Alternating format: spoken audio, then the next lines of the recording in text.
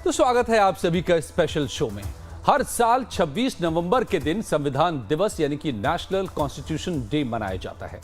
भारत के लिए यह दिन बेहद खास है और काफी अहमियत भी रखता है। इसकी वजह यह है कि डॉक्टर B.R. अम्बेडकर की अध्यक्षता में इसी दिन यानी कि 1949 में भारत के संविधान को अंतिम स्वरूप दिया गया था। हालांकि आप 26 जनवरी के गणतंत्र दिवस से कंफ्यूज ना होइए, क्योंकि 26 जनवरी 1950 के दिन देश ने संविधान को अंगीकार किया था, इसे लागू किया गया था, जिसका मतलब यह हुआ कि 26 जनवरी को देश एक गणतंत्र बन गया। अब इसको समझिए, क्योंकि देश की जनता ने देश को चलाने के लिए कई नियम कायदे बनाए जिसे संविधान कहते हैं, और 26 जनवरी 1950 को देशवासियों ने इन नियमों यानी संविधान को अपने ऊपर लागू कर लिया, जिसके बाद से भारत उन्हीं नियमों यानी कि संविधान के हिसाब से चल रहा है। चूंकि देश की जनता ने खुद इन नियमों को बनाया, स्वीकार किया और उन्हें लागू किया, इसलिए भारत जनता का तंत्र यानी कि गणतंत्र बन गया, और इसलिए हम 26 जनवरी को गणतंत्र दिवस मनाते हैं।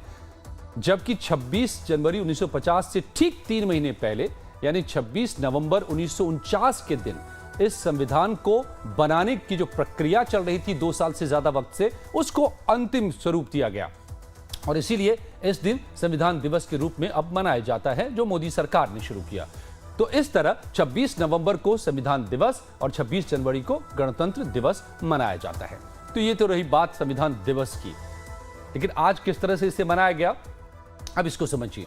आज देश 75वां संविधान दिवस मना रहा है और इसको लेकर के एक बड़ा कार्यक्रम हुआ। संसद भवन के सेंट्रल हॉल में इस मौके पर विशेष कार्यक्रम का आयोजन किया गया। इस कार्यक्रम में उपराष्ट्रपति द्रौपदी मुर्मू, उपराष्ट्रपति जगदीप धनखड़, प्रधानमंत्री नरेंद्र मोदी, लोकसभा स्पीकर ओम बिरला थे। तो साथ ही विपक्षी दल के नेताओं में संसद में नेता प्रतिपक्ष राहुल गांधी, कांग्रेस अध्यक्ष मल्लिकार्जुन खड़गे के अलावा सभी दलों के नेता और सांसद यहां मौजूद थे। इस कार्यक्रम में राष्ट्रपति द्रौपदी मुर्मू ने संबोधित करते हुए कहा कि 75 साल पहले संविधान सदन के इसी केंद्रीय कक्ष में आज ही के दिन संविधान सभा ने इस संविधान के निर्माण की प्रक्रिया को अंतिम रूप दिया था, और इसलिए ये काफी अहम है। द्रौपदी मुर्मू ने अपनी स्पीच में कहा कि संविधान देश का पवित्र ग्रंथ है। इस मौके पर संस्कृत और मैथिली भाषा में संविधान की प्रति का विमोचन भी किया गया। तो सुनिए कि इस मौके पर क्या कहा राष्ट्रपति ने।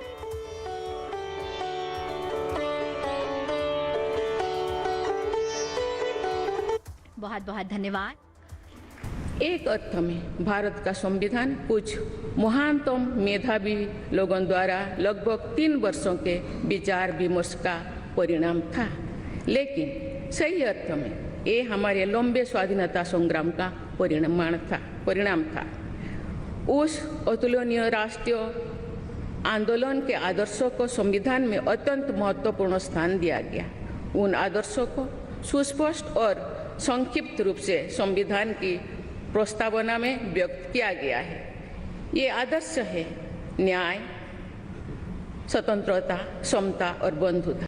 ये आदर्श सदियों से भारत को परिभाषित करते हैं।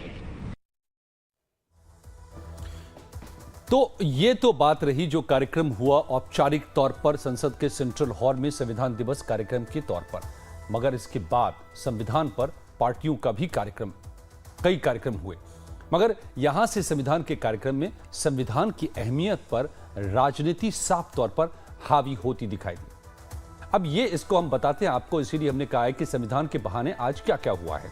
दरअसल संविधान को लेकर पिछले लोकसभा चुनाव से पहले जो राजनीति चली आ रही है, आज भी उसका उफान नजर आया। संविधान के बहाने जमकर राजनीति हुई। दोनों ओर से दिए गए बयानों से यह साफ तौर पर पता चलता है। तो आपको हम ये दिखाते हैं कि संविधान को लेकर कांग्रेस और बीजेपी की ओर से जो बयान दिए गए वो असल में क्या क्या हैं। तो असल में संसद में संविधान दिवस मनाने के बाद कांग्रेस ने दिल्ली के तालकटोरा स्टेडियम में संविधान रक्षक अभियान को लॉन्च किया। कांग्रेस के इस संविधान रक्षक अभियान कार्यक्रम के मंच से राहुल गांधी ने अपना भाषण दिया, लेकिन संविधान दिवस के अवसर पर शुरू किए जा रहे कांग्रेस के संविधान रक्षा अभियान के नाम पर राहुल गांधी अचानक जातीय जनगणना का मुद्दा उठाने लगे। हालांकि जब राहुल गांधी भाषण दे रहे थे उस दौरान एक दिलचस्प वाकया यह हुआ कि तालकटोरा स्टेडियम की बिजली चली गई। कुल 6 मिनट बाद माइक ऑन हुआ और इसके बाद राहुल गांधी ने इस पर राजनीतिक बयान भी दे दिया और कहा कि जो दलितों की बात करेगा उसका माइक बंद हो जाएगा। तो सुनिए कि संविधान दिवस कार्यक्रम में राहुल के दलित, आदिवासी और पिछड़ा पर यह पॉलिटिकल स्टेटमेंट। ऐसे होता है। मैं आपको बताता हूं, जो भी इस देश में 3000 साल से जो भी दलितों की, आदिवासियों की, पिछड़ों की, गरीबों की बात करता है, उसका माइक ऑफ हो जाता है। माइक ऑफ हो जाता है। आपने देखा होगा, मुझे कहा, जब माइक ऑफ हो गया तो मुझे कहा, काफी लोग आए और उन्होंने कहा जाके बैठ जाइए। मैंने कहा मैं नहीं बैठूंगा, मैं खड़ा रहूंगा, मुझे नहीं बैठना। माइक जितना ऑफ करना है करो, मुझे जो बोलना है मैं बोलूंगा।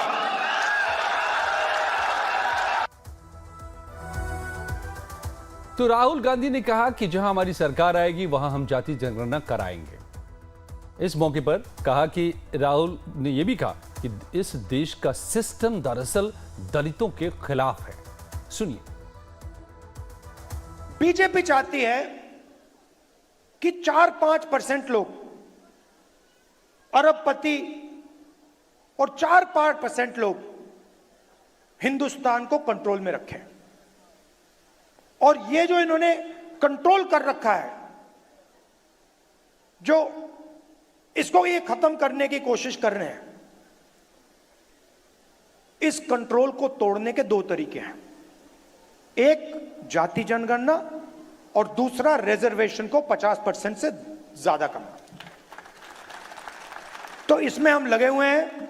तेलंगाना में हमने किया, कर्नाटक में किया, और जहां भी हमारी सरकार आएगी हम दलित, आदिवासी, पिछड़े वर्ग, गरीब, जनरल कास्ट, माइनॉरिटीज का डेटा निकालेंगे और पता लगाएंगे कि विकास में उनकी क्या हिस्सेदारी है, हिंदुस्तान के फ्यूचर में उनकी क्या भागीदारी है, क्या भागीदारी होनी चाहिए। यह हमारा लक्ष्य। और मैं आपको बता रहा हूं, बीजेपी कुछ भी कर ले,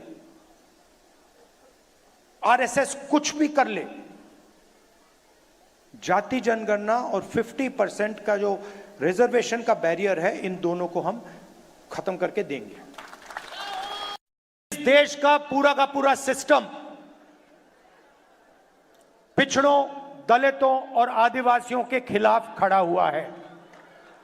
यह सच्चाई है। क्योंकि अगर नहीं होता तो मीडिया में हमें ओबीसी वर्ग के, दलित वर्ग के, पिछड़े वर्ग के युवा दिखते, एंकर दिखते, मालिक दिखते।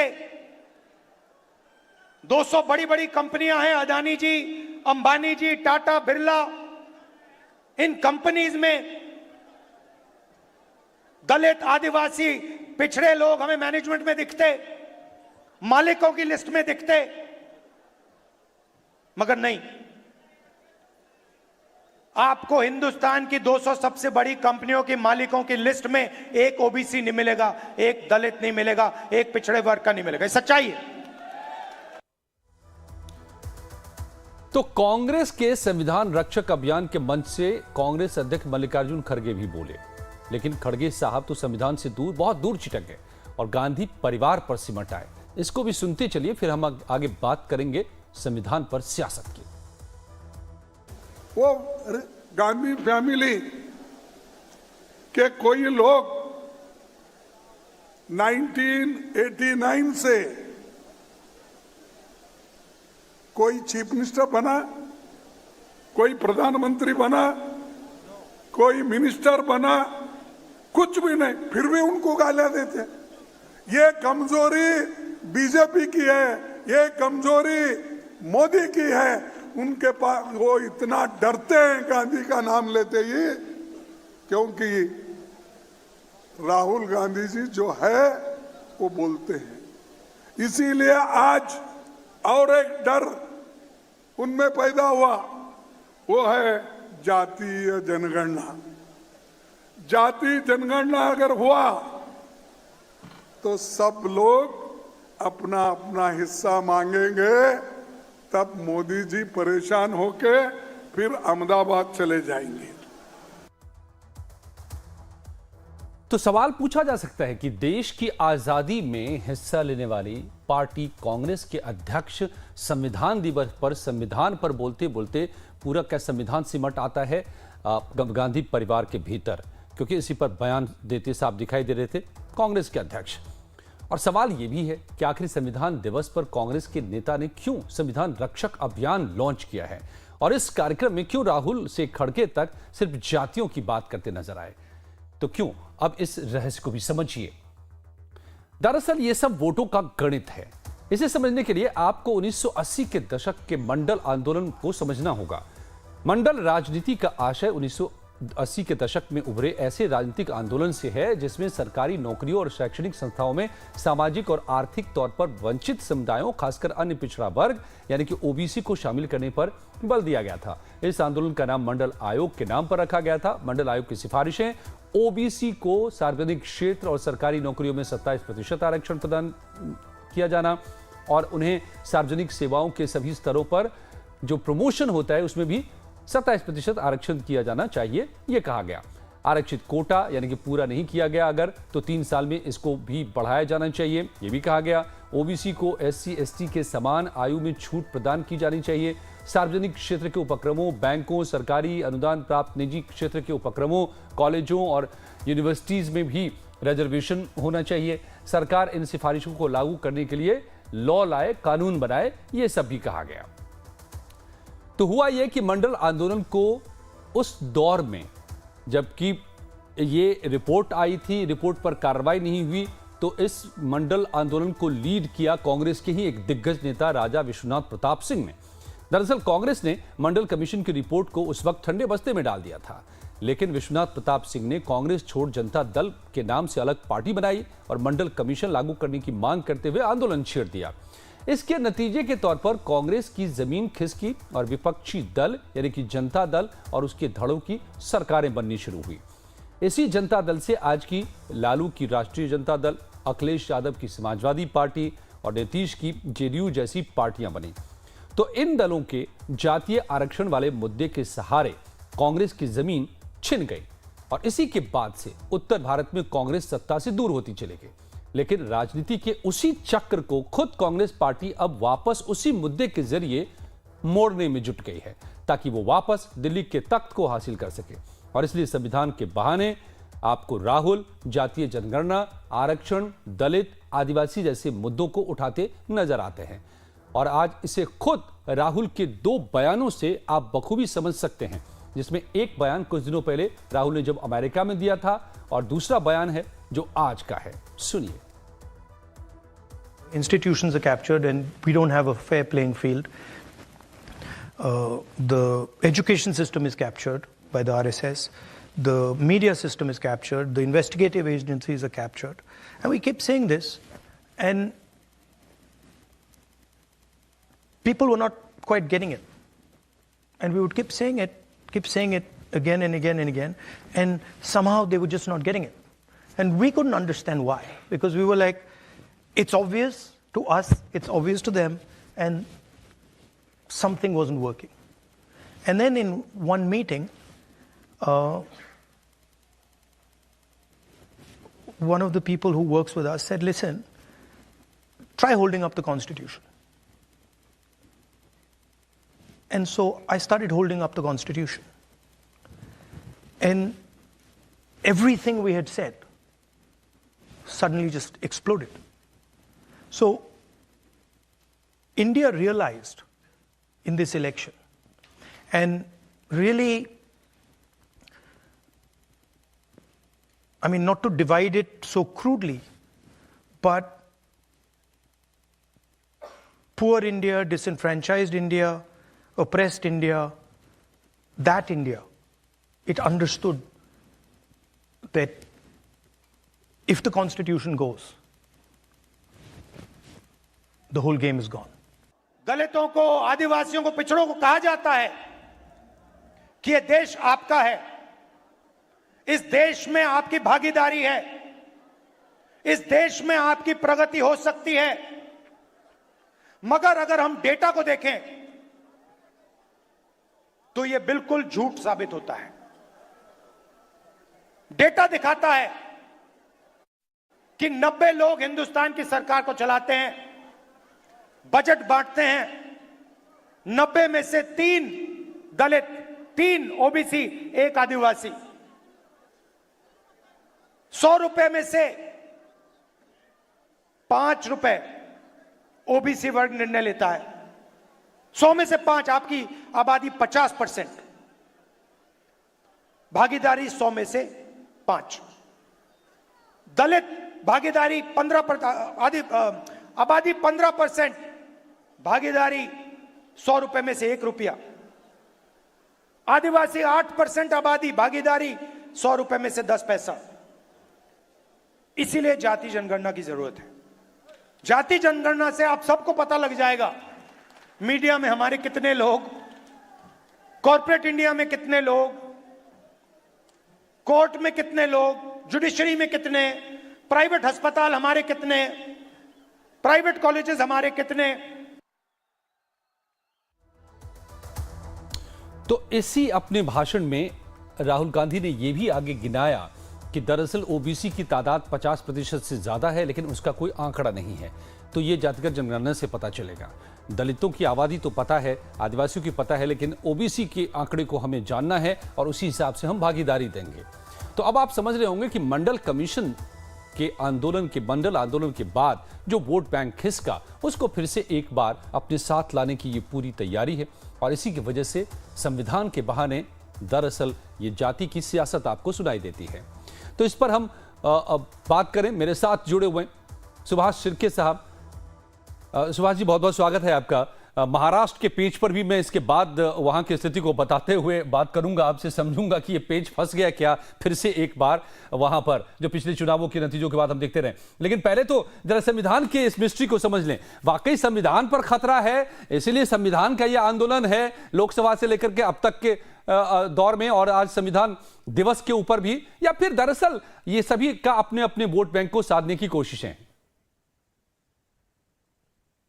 देखिए, संविधान पर जो सवाल उठा है उसमें एक सबसे बड़ा मुद्दा लोकसभा के पहले जो बीजेपी के कुछ नेताओं ने कहा था कि 400 पार ये जो नारा है वो हमें संविधान बदलने के लिए चाहिए, और संविधान बदलने के लिए ये नारा दिया गया है।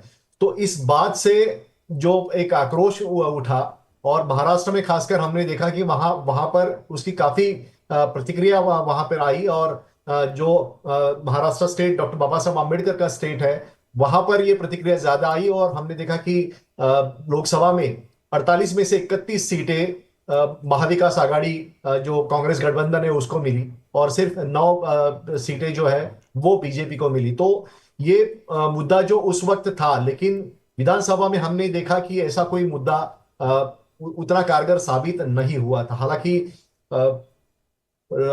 राहुल गांधी इन्होंने नागपुर में एक मीटिंग की थी, उसमें उन्होंने संविधान को लेकर ही बात की थी, लेकिन उसका ज्यादा असर जो है वो महाराष्ट्र में देखने को नहीं मिला था। लेकिन जिस तरह से सवाल अलग अलग संस्थाओं पर, जो संवैधानिक संस्था है उन पर उठ रहे हैं, जुडिशरी है उसमें चुनाव आयोग है, इसमें उनकी जो साख है वो गिरती हुई आरोप लगातार विपक्ष से होता आ रहा है, और उसको ये जो संवैधानिक संस्थाएं हैं वो पुरजोर जवाब नहीं दे पा रही है, और इसके कारण संविधान के एकंदरित जो ढांचा है उसको लेकर एक सवाल उठा है कि क्या ये ढांचा बदलना चाहती है बीजेपी। जी चलिए, तो आज दिलचस्प है ये कि इसी मौके पर बीजेपी ने भी अपना अभियान छेड़ा। उनके तमाम नेताओं ने अलग अलग जगहों पे कार्यक्रम किए। बीजेपी दफ्तर में भी, हेडक्वार्टर में दिल्ली में कार्यक्रम हुआ, और जेपी नड्डा ने कहा, याद दिलाया कि संविधान दिवस की शुरुआत ही मोदी सरकार ने 2015 में की, विपक्ष के विरोध के बावजूद। तो क्या अगर कहने की ये कोशिश है बीजेपी की तमाम नेताओं के बयानों के जरिए कि अगर संविधान को खत्म करने के आरोप में दम होता तो फिर हम संविधान दिवस भला क्यों मनाते? तो ये इस पर भी गौर करना होगा। हमें वक्त नहीं है कि मैं सबके बयानों को सुनाऊं। बीजेपी की लंबी फहरिस्त है बयानों की, शिर्के साहब। लेकिन सबसे बड़ा सवाल जो है कि सुप्रीम कोर्ट 2.5 साल से महाराष्ट्र का जो सत्ता संघर्ष रहा है उसमें शिवसेना की दो फूट हो गई, उसमें एनसीपी की फूट हुई, इस पर फैसला ही नहीं दे पाया। तो 2.5 साल एक किसी फैसले को, जो संवैधानिक फैसला है, दल बदल कानून के तहत का फैसला है, उस पर अगर संवैधानिक एक वेपन है सुप्रीम कोर्ट, वो अगर फैसला नहीं देता तो जाहिर है कि उसके बारे में सवाल उठेगा ही कि क्या ये संविधान को ही खतरा है। तो कहीं ना कहीं जो संवैधानिक संस्थाएं हैं उनके ऊपर प्रेशर है क्या, ये भी सवाल खड़ा उठता है। और इसको लेकर सबसे ज्यादा जो बात हो रही है कि रिजर्वेशन रहेगा या नहीं रहेगा, क्योंकि जो SC/ST का जो रिजर्वेशन है उसमें भी अलग अलग तरह का वर्गीकरण किया जा रहा है। तो उसको लेकर जो समाज है, SC/ST समाज, वो भी एक तरह से चिंतित है। ये सारा मुद्दा है, इसलिए एक आशंका पैदा हो जाती है कि क्या संविधान बदलना चाहती है बीजेपी। हालांकि बीजेपी बार बार कह रही है कि हम संविधान को नहीं बदलेंगे। जो केशवानंद भारती का केस है उसमें सुप्रीम कोर्ट के पूर्ण पीठ ने साफ रूप से कहा है कि संविधान का ढांचा जो है वो आप नहीं बदल सकते। बिल्कुल। और अभी कल भी एक जो फैसला आया है, जो 2 शब्द को हटाने के लिए याचिका दायर की गई थी, तो उसको भी हटाने से सुप्रीम कोर्ट ने साफ मना कर दिया। जो पंथ निरपेक्ष और सेक्युलरिज्म वर्ड को हटाने की जो बात कही गई थी, जिसको बाद में ऐड किया गया था इंदिरा गवर्नमेंट के दौरान में। बहरहाल ये संविधान और सियासत के बीच का क्या रिश्ता है, इसको और जो उसकी क्या अब के संदर्भ हैं, वो तो हमने आपको बता दिया। सिरके साहब ने भी आपको समझा दिया। तय तो आपको करना होगा। लेकिन महाराष्ट्र में कौन सीएम बनेगा, ये कब तय होगा? प्रचंड जीत के बावजूद सरकार बनाने का दावा पेश क्यों नहीं हो पा रहा है? इस पर हम बात करेंगे। सिरके साहब मेरे साथ मुंबई से ही बैठे हुए हैं कुछ ही पलों में। बने रहिए हमारे साथ।